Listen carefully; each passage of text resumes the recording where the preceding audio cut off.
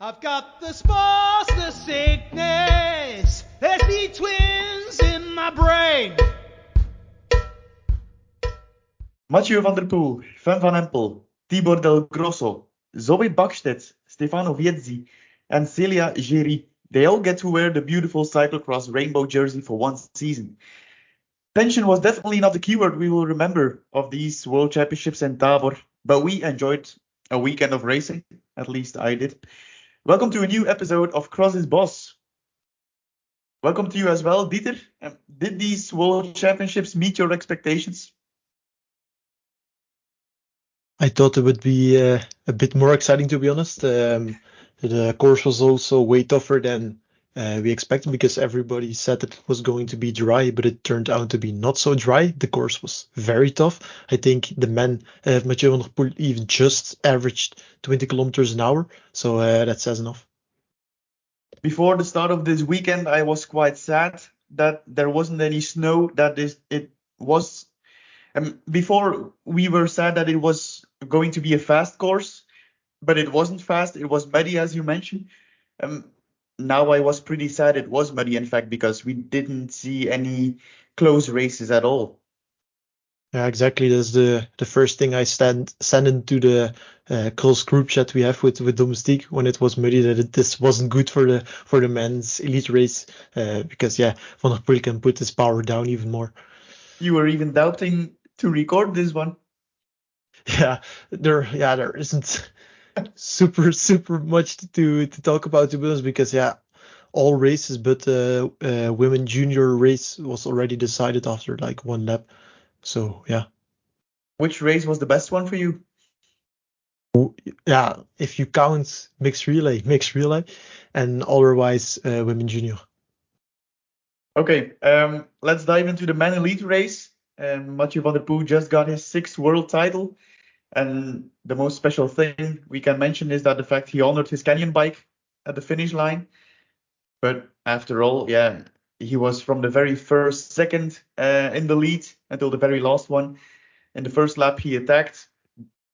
In fact, did he even attack? No. He just pushed the pedals. Let's keep it that way. Is Mathieu van der Poel the cyclo-cross rider of this season for you? Yeah, to be honest, yes. He rode quite good amount of races, and the way he won every one of them, but Benidorm crashed. Yeah, I can't name Iserbiet. No? The man of the season if you see how he gets destroyed by Van der Poel each race. So Van der Poel is the one. All right. Still, Iserbiet won World Cup, Super Prestige, a Belgian national title. He raced from the very first to the very last race this season. But still, Van der Poel was just extraordinary for you. If Van der Poel rode like 5-6 races, it would be a different story, but he won like 15, so yeah. It's weird and sad to say at the same time, but should we hope Mathieu van der Poel won't be in cyclocross next season? Or we hope Van Aert is back. It's taking it seriously. one of both. Yeah, because what we witnessed this season and today as well, that's just sad to see. You already know Mathieu van der Poel is going to win, even if he has a mechanical or something like that. He always has the chance to get back. He's just too strong, and that makes it not interesting at all. Yeah, exactly. Even for second place, it wasn't really close. Joris Nieuwenhuis was from the very first lap also in second place and finished there. Yeah. Was that expected? I was above expectations, to be honest. He was even very close to Van der Poel for a pretty long duration, so it was a very impressive race. Like if Van der Poel flatted, he had a problem because Joris stayed pretty close to him, so it was very impressive. In our preview, we were talking about foreign riders, so riders that aren't Dutch or Belgian, getting into top 10. After all, it was Michael Boros. He was 6th, I think. 7th, I think. 6th or 7th, but still, that's quite unexpected. Very impressive. But I know he's a Czech rider, obviously, but he was born in Tabor and still lives there. So that's amazing. What about your Swiss friend? Yeah, he was in fourth position, so he had a very good start, and then I think his derrière broke. So yeah, that's his The rear story neck of broke. Timo Yeah, Ruwig. For people who didn't listen to the preview. This morning I texted you, Joran Wieseure top 5. Why not? Um, the course was muddy. You needed a lot of power, and Wieseure has it in him. But he finished in 11th place. Man, what a disappointment. yeah, very bad start to begin with, and then maybe he collapsed a bit under pressure. I also sent back to you that I didn't think it would happen because a lot of the everyone wants to ride a good race today. That's a bit different with a random XTO Trophy race, which was already decided. So yeah, it's very hard to finish top 5 on a world championship. In the women elite category and the men under 23, there was a Dutch party as well. The women top 3 was completely Dutch with Fem Van Empel, Lucinda Brand, and Puk Pieterse. Like Mathieu van der Poel, Van Empel attacked in lap 1 as well.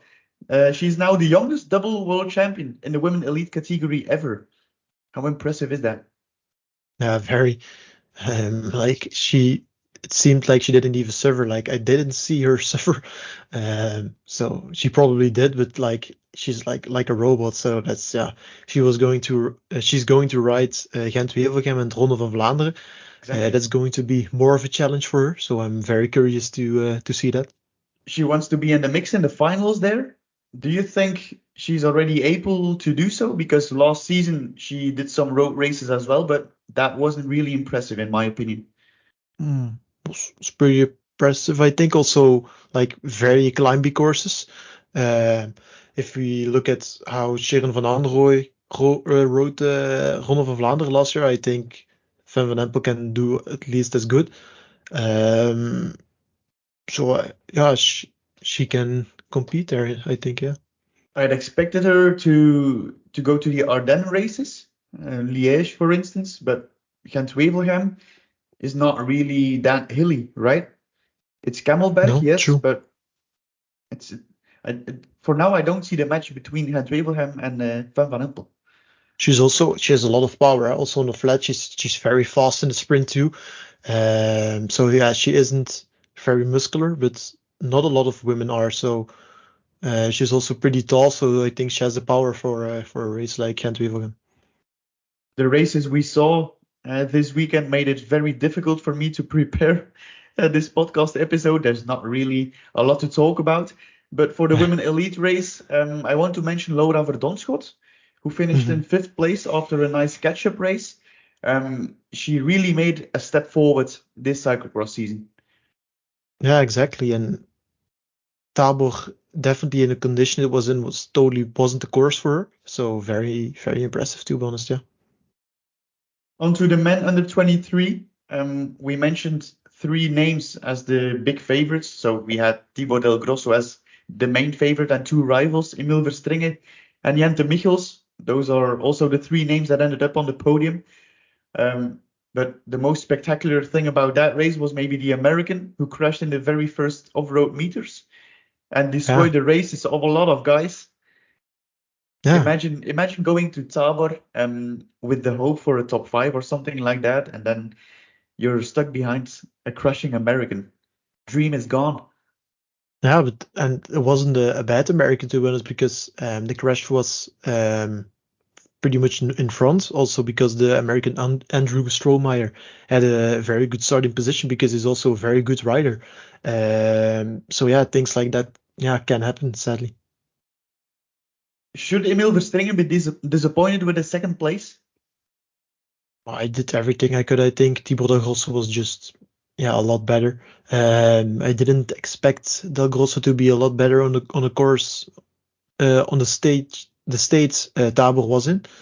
So yeah, very impressive, and I don't think Verstringen has something to be said about. He did everything he could.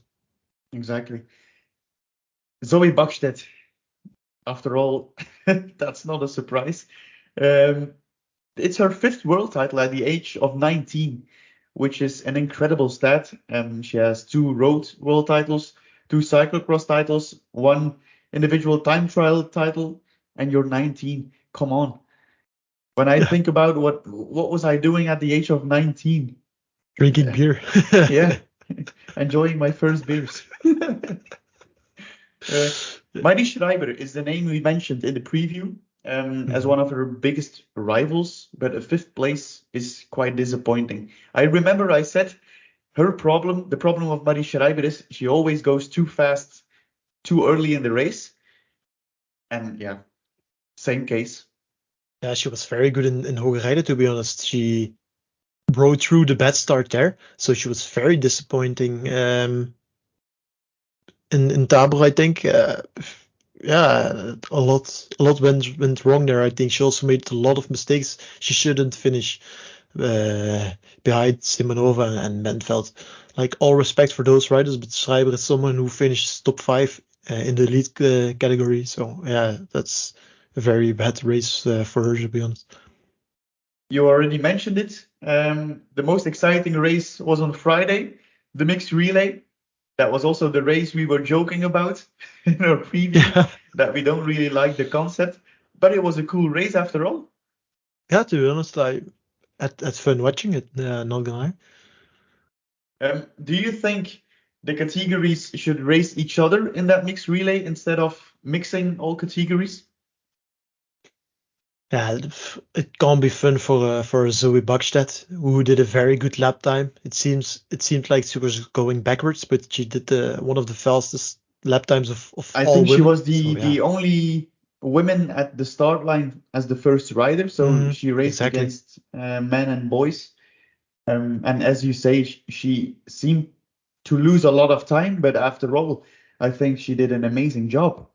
Yeah, exactly. So yeah, that's not fun. Yeah, maybe that's can't be fun for women to go through that. So just maybe like with running, it's also like the categories who have to run are set. Maybe it's an idea to do that in cyclocross too. What were your first thoughts when Cameron Mason raced against Aubin Sparvel? Yeah, to be honest, Sparvel is that kind of guy who is very small but very punchy, and we all know that Mason is everything but punchy. So when he was going to the line with Sparvel, I had the feeling, this could end pretty bad for Cameron Mason. Before Mason started his lap, I thought, this is easy peasy lemon squeezy for him. He's just going to catch Sparvel and drop him. But that wasn't the case after all. So I thought, then Cameron, what's going on here? You have a bad day. But after the race, Mason had the best time lap. Yeah, the thing is with those men juniors, they can ride pretty hard for a short duration. So for one lap, they can go pretty hard. And I also said, because I was already looking at the lap times, everybody was saying, "Oh, Mason, this and that." But yeah, he rode the fastest lap time of the whole race. So yeah, he didn't do anything bad, to be honest. And Ake rode a very, very bad lap time for Great Britain. That's where the race was lost for them. Yeah, exactly. Dieter, I already mentioned I don't have a lot of bullet points on my sheet, but this is the very last Crosses Boss episode of this season. Are you going to miss it? Yeah, I am, to be honest. It's a bit double, of course, because like in 3 weeks, Omloop het Nieuwsblad is already there, so we won't be thinking about cyclocross too much, to be honest. But it's always a fun podcast to do.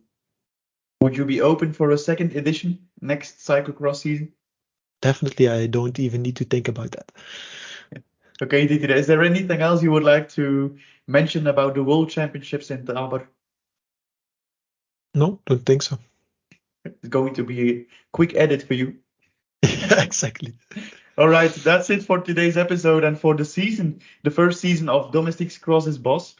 Our focus switches now entirely to road cycling. We'll be back soon with the Domestique Cycling podcast, and don't forget to subscribe. Thank you very much for listening. Ciao. Bye-bye. I've got the spores, the sickness. There's the twins in my brain.